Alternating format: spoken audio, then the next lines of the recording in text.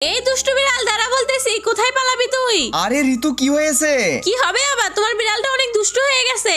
আরে পাগলি, বিড়াল তো একটু দুষ্টামি করবেই, তাই বলে এত রাগ করলে হয়? বুঝতে পেরেছি, এই বিড়ালগুলোর জন্য একটা ঘর বানাতে হবে, না হলে এরা সারাদিন শুধু দুষ্টামি করে বেড়াবে। এই তো কাঠটাকে গোল করে কেটে নিলাম, আজকে এটাকে ওদের ঘরের মাঝখানে বসিয়ে দেব। আমার মনে হয় ঘরটা ওদের অনেক পছন্দ হবে, আগে পুরোটা বানিয়ে ফেলি। বাপরে পিঙ্কুর বাবা, এটা আবার কি বানাচ্ছ তুমি? এই বোলটা কই পেয়েছো? এটা তো আমার বোল। আরে দাও, ওটাকে আমি বিড়ালের ঘরে লাগিয়ে দেব। এই তো এবারে ওই টেবিলের উপরে এই ছোট্ট ঘরটাকে বসিয়ে দেব। আজকে রান্না করতে পারবো না বাবা, এই ফলগুলোকে কেটে নে, এই ফল খেয়েই থাকবো। এই তো আমার ঘরটা এবারে হয়ে গেছে। উফ, যে গরম পড়েছে, ফলগুলোকে বরফে পানিতে ভিজিয়ে রাখি। এই ছোট্ট সিঁড়ি দিয়ে বিড়ালগুলো ঘরে উঠবে। আরে বা, এটা কি বানিয়ে ফেললাম আমি?